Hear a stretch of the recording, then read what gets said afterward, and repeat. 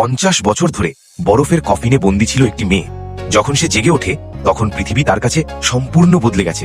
যাকে সে একসময় প্রাণ দিয়ে ভালোবেসেছিল, আজ সে দাঁড়িয়ে আছে সাদা চুলে নুয়ে পড়া এক বৃদ্ধ হয়ে। চোখে তার জল জমে যায়, কারণ এই মানুষটাই একদিন নিজের জীবন বাজি রেখে তাকে মৃত্যুর হাত থেকে ফিরিয়ে এনেছিল। নিজের প্রাণ বাঁচানোর সেই ঋণ শোধ করতে মেয়েটি নিঃশব্দে তার হাতে তুলে দেয় নিজের 50 বছরের আয়ু। পর মুহূর্তেই এক অলৌকিক ঘটনা ঘটে। এক হাত নাড়তেই বৃদ্ধ মানুষটা বদলে যায় 18 বছরের এক সুদর্শন যুবকে। এই দৃশ্য দেখে উপস্থিত সবাই বুঝে যায় এই মেয়েটি মোটেও সাধারণ কেউ নয়। 50 বছর আগে সে ছিল 1000 বছর সাধনা করা এক পবিত্র পরী, কিন্তু মানুষের জগতে নেমে এসে এক সাধারণ মানুষের প্রেমে পড়ে যায় সে। ভালোবাসার জন্য সে ত্যাগ করে নিজের সব সাধনা, নিজের শক্তি, নিজের পরিচয়।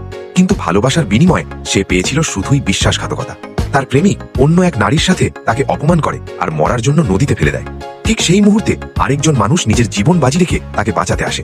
দুজনেই ছুরিকাঘাতে আহত হয়ে নদীর স্রোতে ভেসে যায়। মেয়েটি বেঁচে যায়, কিন্তু শাস্তি হিসেবে তার গুরু তাকে 50 বছরের জন্য বরফের কফিনে বন্দী করে দেন। 50 বছর পর সে ফিরে আসে, কিন্তু তখন সেই মানুষটি মৃত্যু পথযাত্রী এক বৃদ্ধ। সে নিজের পুরো জীবন একটাই আশায় কাটিয়েছিল, একদিন আবার সে মেয়েটিকে দেখবে।